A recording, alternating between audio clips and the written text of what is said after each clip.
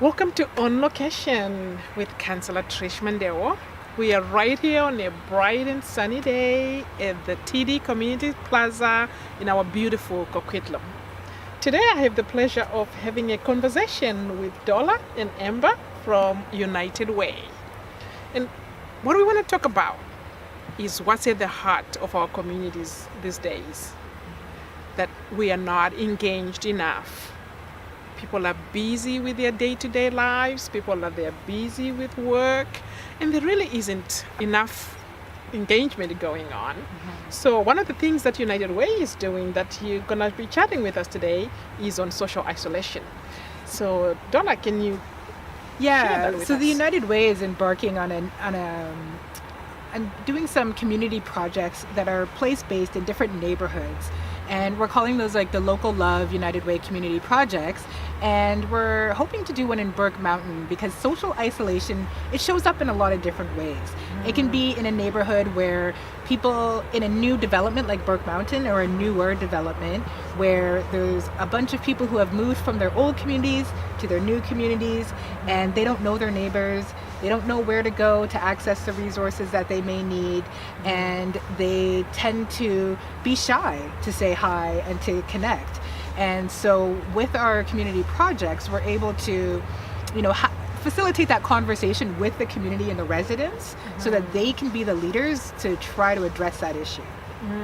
I love that you say to say hi, because it kind of leads, that program is coming from the hashtag Hi Neighbor that Amber, you were running not too long ago, right? Can you tell us a little bit about that? Yeah, we still have hashtag Hi Neighbor going on in the community, and we're hoping to bring it in with the local love.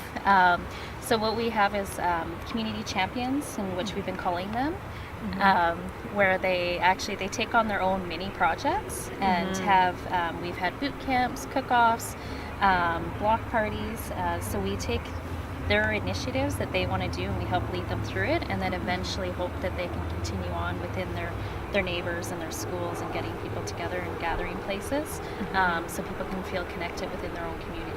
I think that's the reason why the project's been so successful, is we have those people that bring in people that are within their own networks to help them build that capacity.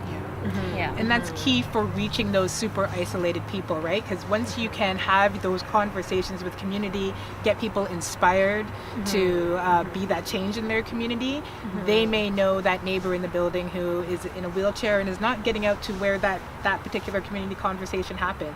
But they can invite them out, they can let organizers know, I have a neighbor, they can't maybe go to this location, can we think of another accessible location?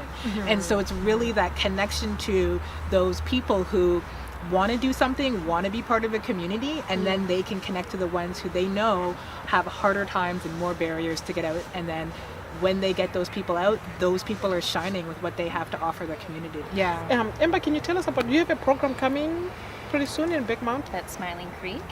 So every Thursday night they've opened it to the public, and they have activities, crafts, arts, games, story time for the toddlers.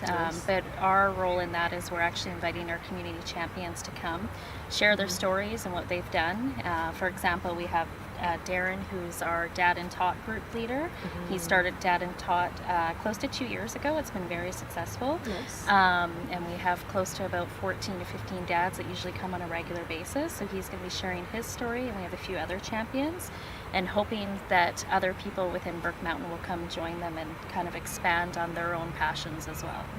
That's beautiful. And because when you talk about social isolation, sometimes you only think of seniors, or you think of certain demographics, but nobody thinks about the dads. Even dads suffer from that, from young children to adults to young adults and seniors, right? So it's beautiful to see the impact of the work that you're doing. We're really excited for that event, because by highlighting those success stories from residents from another community, we are looking to spark that as a time to start the conversation for Burke Mountain, so that Burke Mountain can put its flavor of community engagement. It doesn't have to be the same activities that what's being presented, but we really want to encourage people who have their own skills to be like, oh, you know what, maybe I do have now people who can help me bring my skills to my community, and then start what looks like community engagement for Burke Mountain, because it's a different color in every community. reducing social isolation by ways of community engagement leads to a really successful, cohesive community. Wonderful. Amber, what did you say? I would say social connectedness helps develop the lives of our children growing up within their community. Wonderful, wonderful. Well, thank you so much for listening to this brief moment of on location. We are going to be in the community. If you have any issues that you'd like for us to tackle and for you to share with the community, please give me a shout and we'll be happy to meet and have a conversation. Bye for now.